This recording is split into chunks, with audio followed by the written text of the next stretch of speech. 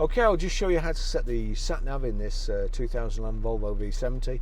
So from any screen, we go over to Nav, click on Nav, and you've got the screen there with a map, but not a whole lot else you can see.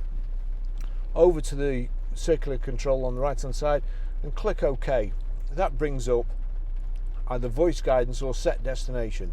So we'll click on set destination, click OK, and you've got address, point of interest, previous destination. So on address, highlighted, and then here we go, you've got area, United Kingdom, city, street.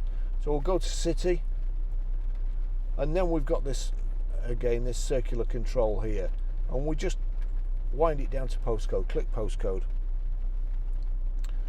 and then here we go, we're Grosvenor Garage, Chorley Road, Waltleydale, Preston, P,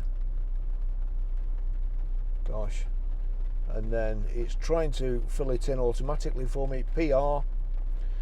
It's gone to numbers, so we'll just select numbers, PR5, PR54. Okay, so that's the postcode. Then we've got to put the street in. Select the street, and it'll start to fill it in as we're on Chorley Road.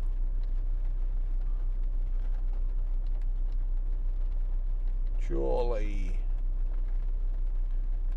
The list is getting narrower and narrower there. You can see Chorley Road there, so navigate down to Chorley Road and click OK. Chorley Road, and then I can select a number. It's a bit of an old-fashioned sat nav, to be fair, and you probably use your phone these days, but it's there if you get stuck. Number 6, and then let's see, 61. What have we got? Oops. Okay. That's it. That's the one. Start guidance is at the top. Click OK. That's it done.